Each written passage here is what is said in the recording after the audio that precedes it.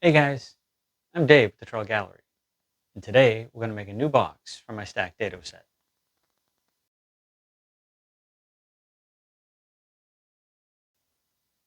About 25 years ago, I bought this Freud Dado set from a friend. And in all those years, the styrofoam box kept the blades safe and in one location. But sadly, it's starting to show its age. I decided to make a replacement case with some scraps I had here in the shop. Let's see how that came together. Like most of my projects, this one started at the miter saw where I cut the pieces down a rough length. In this case, I kept them all at 12 inches, since they need to be long enough to go through my planer. Then it was over to the table saw where I used my straight edge jig to clean up one edge. With that done, I could loose the jig and cut the other edge parallel to the first.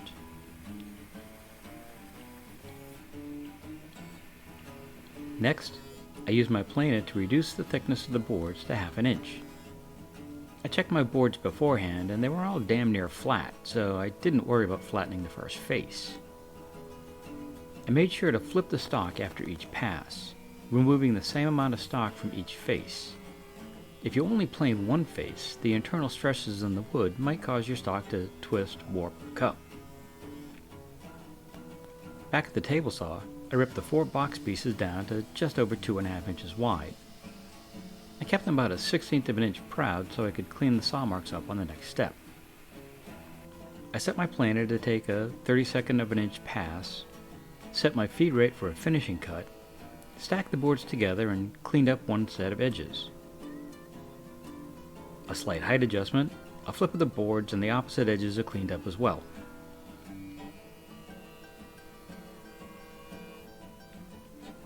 Back to the miter saw where I squared off one end of each board. I could then mark the length of each pair of boards and cut the opposite end square. At the router table, I chucked up a 1/4 inch spiral bit and set my fence so it was a 1/4 of an inch away from the bit, and this would let me cut the dados that would hold the top and bottom panels.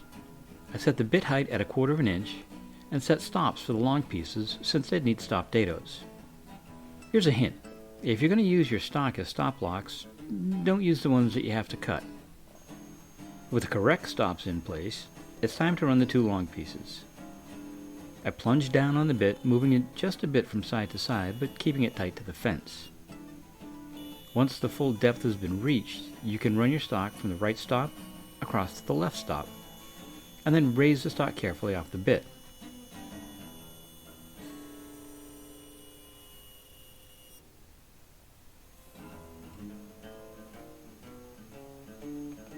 With those done, I ran the 2 short pieces with full-length dados as those ends won't be seen.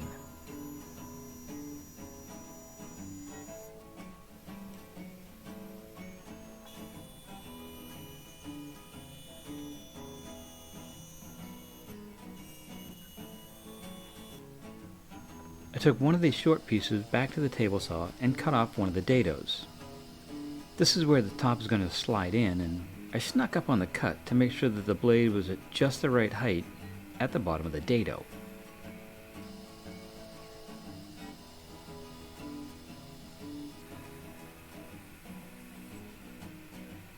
Switching over to my plywood blade, I ripped down some 1/4 inch plywood to 9½ inches.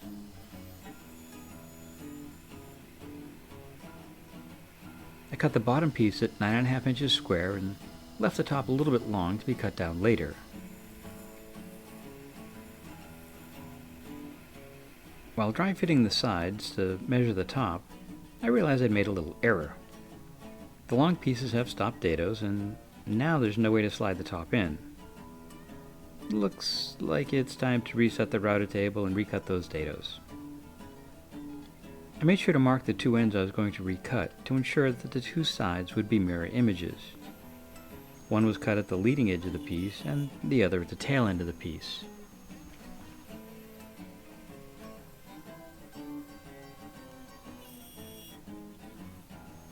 Before assembly, I like to sand the interior of a project. Even though most of this interior won't be seen, I still gave it a quick sanding with my random orbit sander. I started with 120 grit and worked my way up to 220. Sanding a box like this after assembly can be pretty tough. After dry assembling the box again, I put tape on the interior corners of the long pieces to prevent any glue squeeze out from staining the sides.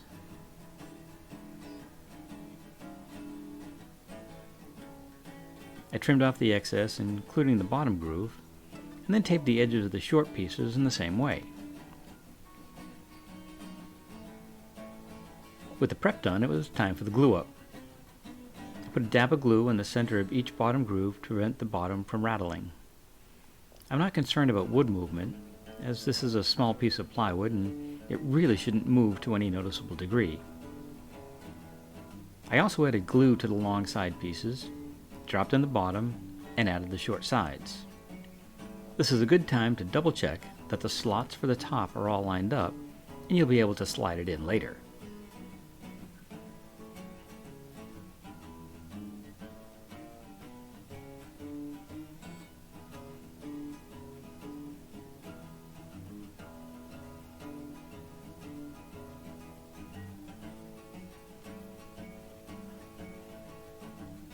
A couple of clamps hold everything together, and a quick check of the diagonal to make sure things are square, and I set it aside to dry.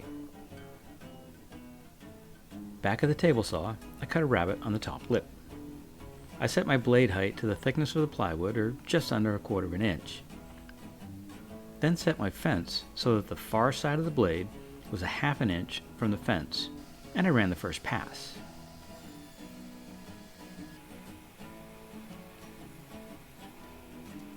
I adjusted the blade height to the height of the curve I had just made, set my fence so that the near side of the blade was in line with the end of the kerf, and then I ran the stock through, letting the waste fall away from the blade.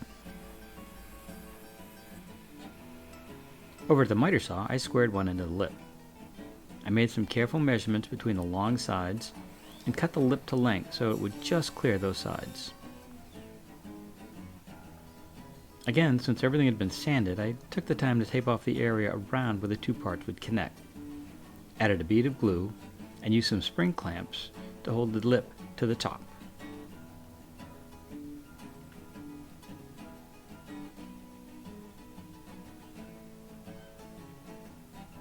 For those of you who are freaking out because of the weak joinery I chose for the box, you can relax. That was just the first step.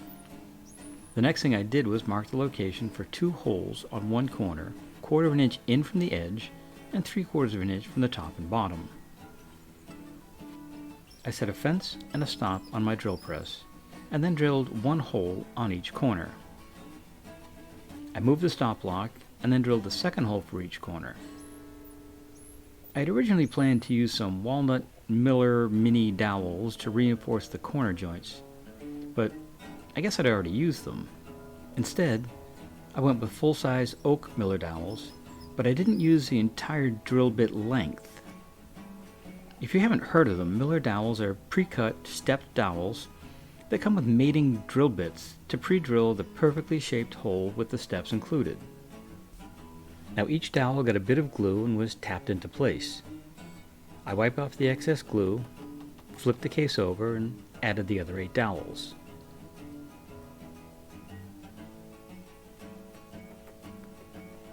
The case was clamped to my work table, and I used a flush cutting saw to trim off the excess dowels.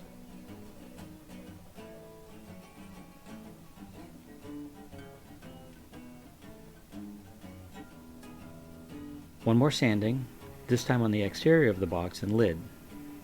Again, using my random orbit sander, starting at 120 grit, and working my way up to 220. While I had the sander out, I used the 220 grit paper to give all the edges a slight round over. For those areas I couldn't reach with the sander, I did a little hand sanding to ease those edges as well. Now it's time to fit the top to the box. I slid it in place and measured how far the front lip extended out of the box.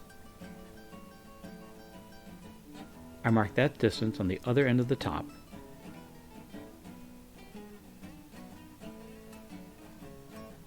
and took it over to the miter saw and trimmed it to size.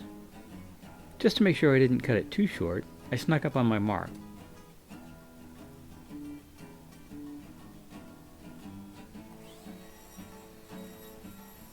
Until the lid slid into the box with the lip even with the box front. It's time to shift gears and work on the interior of the box. I started with some 1-inch thick Kaizen foam and I cut it into a 9-inch square on the table saw.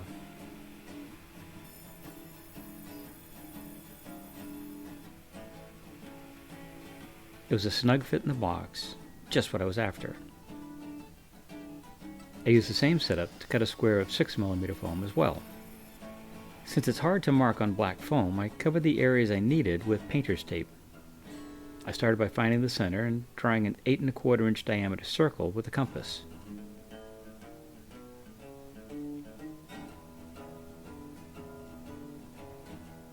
I added a little more tape for the dividers and then laid them out. Each of the 4 dividers is 1 inch wide and about 2 inches from the outside edge of the circle. While a square may be a bit squirrely on foam, these don't need to be super accurate, and I got them as close to straight as I could. A quick check with one of my Dado chippers and everything looks okay. Using a razor knife and a straight edge, I cut along the straight lines.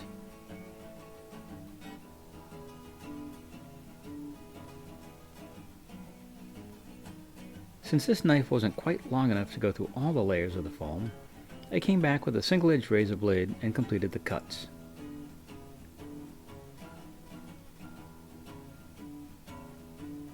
Then I came back and freehand cut the arcs between each of the dividers. A little cleanup and some light pressure was all that was needed to pop out the interior of the foam. The last step was to cut off the top layer, or about 1/4 inch of foam, from each of the dividers. The chippers will lay in the bottom opening, and my outer dado blades will sit on top of the dividers. I set the foam pieces aside and gave the box 3 coats of water-based urethane with my HVLP spray system. I sanded the pieces by hand with some 220 grit paper and wiped them down with a microfiber cloth before recoating. While I don't usually flip a wet finish over onto my painter's points, this is a shop box, and the little dimples that it leaves won't be too much of a bother. Besides, on the last coat, I made sure that those marks would be on the inside of the case, where they'd be much less likely to be seen. I wanted the 2 foam pieces to be attached to each other, and I found that contact adhesive worked pretty well. I masked off the areas that I didn't want glue on, and I used an acid brush to put on the first coat of adhesive. I let that dry for about 20 minutes and added a second coat. I did put adhesive in the corners, I just made sure to stay well clear of the line to keep things neat.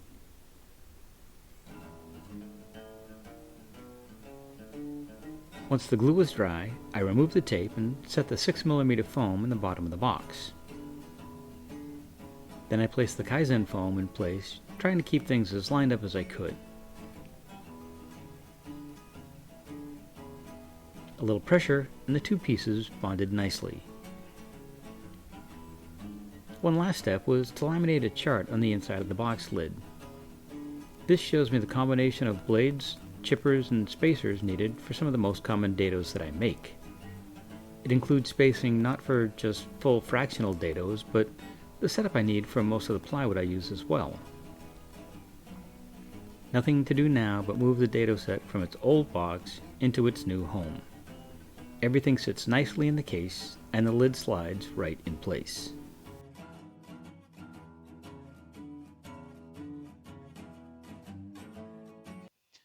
This simple project will keep my dado set safe for another 25 years or more. If you have an old beat-up dado set case, or a case that's not easy to work with, maybe you can build something similar yourself.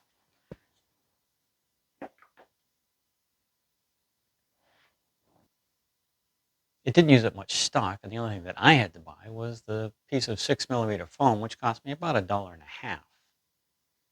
If you'd like to build this case, I'll add a link below so you can download the plans for the box. Love to hear your thoughts on this project. Was there something I could have done differently? Easier, faster, safer, smarter? Leave in the comments below. If you enjoyed this video, maybe give it a thumbs up and share it with your friends. And if you haven't already, maybe hit that subscribe button and the little bell so you get notified each time I put out a new video. I have some interesting projects coming up and you don't want to miss those. For now, have a great day, stay safe, and we'll see you soon.